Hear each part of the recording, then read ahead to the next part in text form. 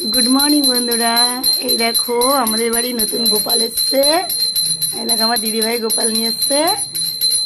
সকালবেলা গোপালকে ঘুম ভাঙাচ্ছে।